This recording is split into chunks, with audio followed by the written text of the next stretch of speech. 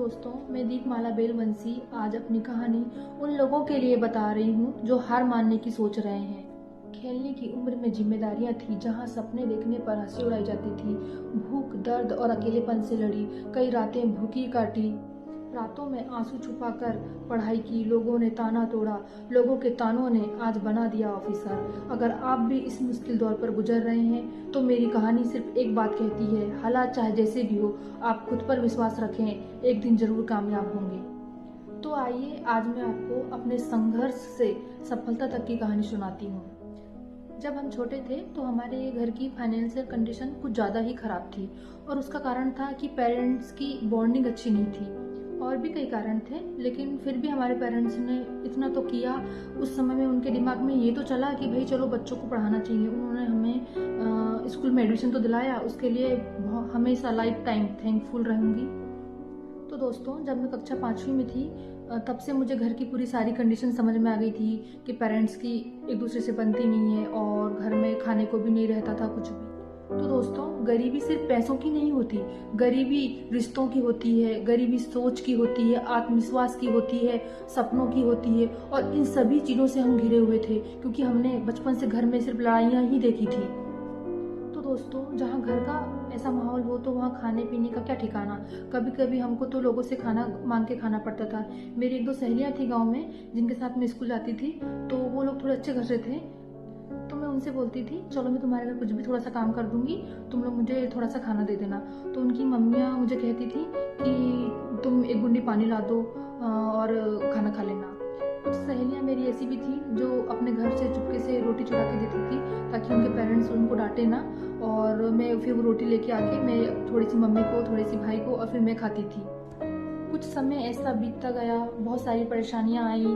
Family में भी किसी का सपोर्ट नहीं, सभी लोग इग्नोर करते थे, कुछ भी बोलते थे। फिर मैं ऐसे में 9th क्लास में पहुंची और मैंने सोची कि अब मैं हॉस्टल में एडमिशन ले लेती हूँ, ताकि मुझे वहाँ खाना भी मिल जाएगा और मैं पढ़ाई भी कर लूँगी। तो मेरे घर से करीब 20 किलोमीटर की दूरी पे एक हॉस्टल था, गर्ल्स हॉस्टल। मैंने वहाँ पे एडमिशन ले लिया और मैं वहाँ रहने लगी।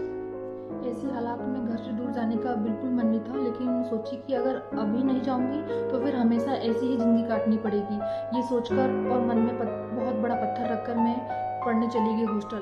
जब मुझे हॉस्टल में बढ़िया सुबह शाम पेट भर खाना मिलता था, तो मैं रात में अकेले बहुत रोती थी कि मैंने तो यहाँ पेट भर खाना खा ली हूँ, पता नहीं मेरी मम्मी ने, मेरे पापा ने और मेरे भाई ने क्या खाए होंगे।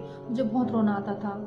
फिर मैं अपने आप को समझाती थी कि मैं क्यों रो रही हूँ, मैं घर की कंडीशन सिचुएशन बदलने के लिए तो मैं यहाँ हॉस्टल आई हूँ। तो फिर मैं उसके बाद आंसू पोंछ के और पढ़ाई करने लग जाती थी।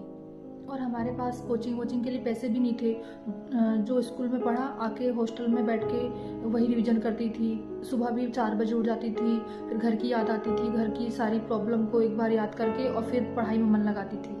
कई बार मैं 4 बजे उठ के जब हॉस्टल के बाहर पढ़ती थी तो मुझे घर की कुछ ऐसी बातें याद आ जाती थी जिसे सोचकर मुझे बहुत रोना आता था।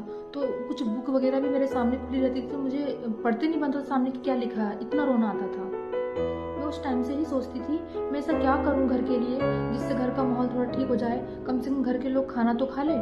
तो मैं सरकारी स्कूल में पढ़ी हूँ क्लास 1 से क्लास 12 तक। तो वहाँ पे हमको स्कॉलरशिप मिलती थी क्लास के हिसाब से, कभी 150, 500 और 800 ऐसा कुछ।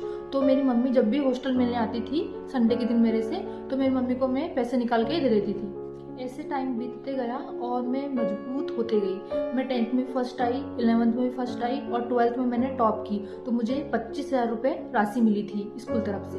बायो साइंस सब्जेक्ट था मेरा और मैंने उसमें टॉप की थी। मैं बहुत खुश हुई और मुझे पैसे मिले तो फिर मैंने उसे घर में ही यूज किया। और फिर मैंने सोचा कि अब तो 12th पास हो गई, अब क्या करूं जिससे जॉब लग जाए, क्या करना चाहिए।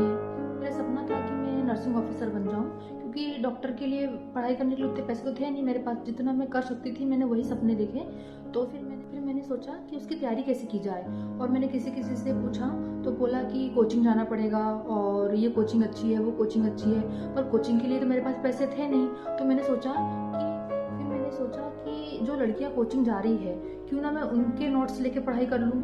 तो मैंने किसी से फिर पता किया और उनके नोट्स लिए और उसी से मैंने पढ़ाई की।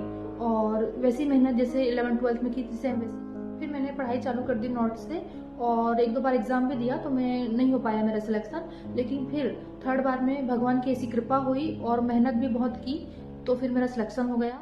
तो दोस्तों, मेरी ये कहानी आप तक पहुंचाने का सिर्फ एक ही मकसद था, चाहे जो भी हो, जैसी भी परिस्थितियां आए, जितनी भी परेशानियां आए, लोग जितने भी ठुकराए, आप कभी हार मत मानो, अपने लक्ष्य तक किसी भी हालत में पहुंचो। हो सकता है आपकी गवर्नमेंट जॉब न लगे पर आप एक अच्छा बिजनेस तो कर सकते हो। आप किसी के सामने खाने के लिए हाथ तो नहीं फैलाओगे। बहुत तकलीफ होती है दोस्तों जब कोई आपको ठुकराता है, रुलाता है बेवजह और सबके सामने नीचे दिखाता है। पहले हमारे पास कुछ नहीं था, आज जब सब कुछ अच्छा हो गया है तो लोग दूर दूर से फोन करके बात करते हैं, नहीं तो लोग सामने से बात करना पसंद नहीं करते थे। आज मैं सोचती हूँ दोस्तों, लोगों ने मेरे साथ सही किया, सही ताने मारे, आज उन्हीं लोगों की वजह से मैं आपके सामने हूँ। तो दोस्तों, ये वीडियो आपके लिए है। अगर आप भी लाइफ में कुछ करना चाहते हो तो संघर्ष करो, संघर्ष के आगे सफलता ही सफलता है। दोस्तों, अगर आप मेरी ये स्ट्रगल स्टोरी से थोड़े भी मोटिवेट हुए होंगे तो प्लीज़ वीडियो को पूरा देखना, लाइक, सब्सक्राइब और शेयर जरूर करना। Thank you for watching.